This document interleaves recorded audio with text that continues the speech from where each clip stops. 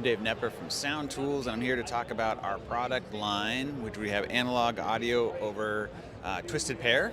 We create a bunch of different boxes and send high quality analog audio wherever you need it. This is our WallCAT 5 product. It's a 4-channel wall plate. It mounts into a double gang box. You can use new work or low voltage boxes like this and easily install these wall plates. The beauty is there's no soldering involved. You just plug a shielded RJ45 into the back and you have 4 channels of audio wherever you need it. You can put it in your studio, in your ballroom, wherever you need it.